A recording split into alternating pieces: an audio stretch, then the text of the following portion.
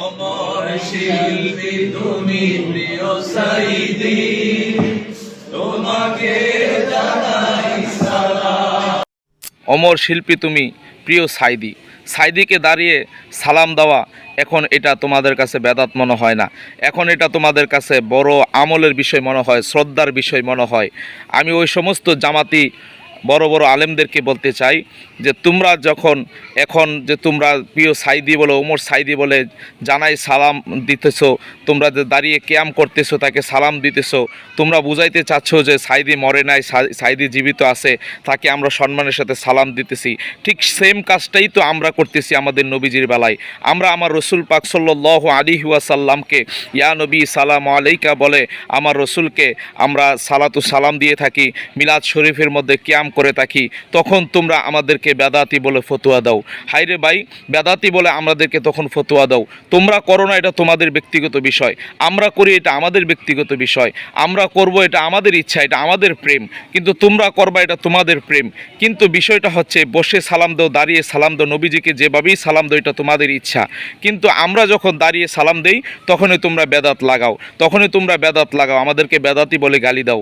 কিন্তু এখানে যে ওমর সাইদিকে সালাতু সালাম জানানো হচ্ছে, এখানে কি তোমাদের কি বেদাত হচ্ছে না? জামাতি বক্তাদের কাছে আমার এই প্রশ্ন থাকবে। আমি অধম গুনাহগার আব্দুল্লাহ রাজা ফাতিহি জানতে চাই, সারা বিশ্বজগতে সুন্নি জনতা জানতে চায় যে এখন কি এটা কোনো বেদাত হইতে পারে না? এখন কি এটা কোনো বেদাত নয়? এটা কোন নবীজি আমল করেছে? এটা কোন নবীজির সুন্নত? তোমরা যে সাইদিকে দাঁড়িয়ে সালাম দিচ্ছ, বোঝা গেল ডাল মে কুচ কালা হয়। তোমাদের বেলা এটা কোনো বেদাত নয়, তোমাদের বেলা এটা কোনো বেদাত নয়। তোমাদের শায়েখের বেলা, তোমাদের শায়েখকে ইজ্জত দিতে গেলে অনেক সম্মান বেড়ে যায়। তোমাদের শায়েখের কথা শুনতে গেলে তোমরা তখন কোরআন সুন্নাহর দিকে খেয়াল করো না, তখন তোমরা খালি তোমাদের শায়েখের কথাই টানো, তোমাদের শায়েখের দিকে তোমরা টানতে থাকো। সারা বিশ্ববাসীদেরকে বলতে চাই যে তারা যে সালামটা দিল এটা কোন নবীর সুন্নত।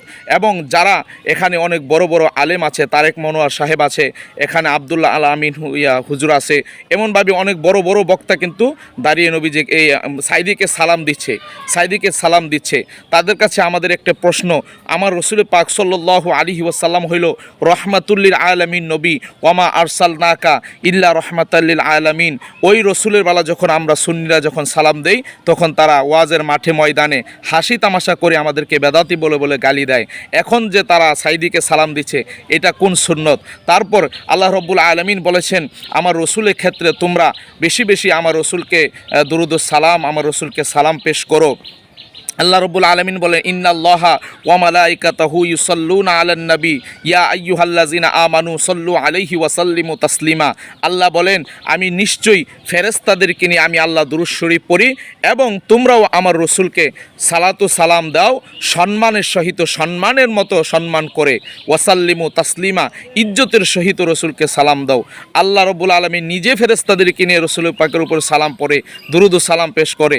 আর আল্লাহ তাআলা আমাদের দুরূদ সালাম পেশ করতে বলেছে সম্মানের সাথে, ইজ্জতের সাথে। তাই আমরা সম্মান দেখাইতে যাই, তখন আমরা দাঁড়িয়ে নবীজিকে সালাম দেই, তখন এটা আমাদের এশক, এটা আমাদের মহাব্বত, এটা আমাদের ভালোবাসা।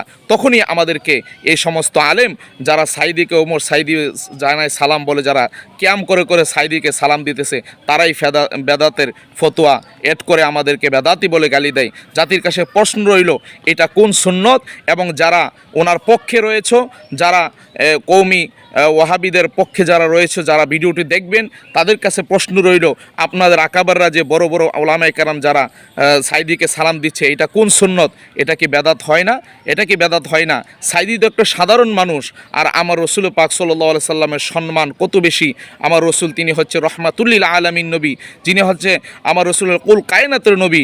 সেই নবীকে সালাতু সালাম দিলেই তোমাদের শরীরের মধ্যে আগুন ধরে যায়। হায়রে ওয়াহাবির গোষ্ঠী, এখনও সুযোগ আছে, সঠিক লাইনে চলে আসো। এখনও সুযোগ আছে রসুল পাক সাল্লাল্লাহু আলাইহি ওয়াসাল্লামকে জানের চাইতে বেশি মহাব্বত করে দাঁড়িয়ে নবীজিকে সালাম দিয়ে আমার রসুলের প্রেম, আমার রসুলের ভালোবাসা অন্তরে পয়দা করো।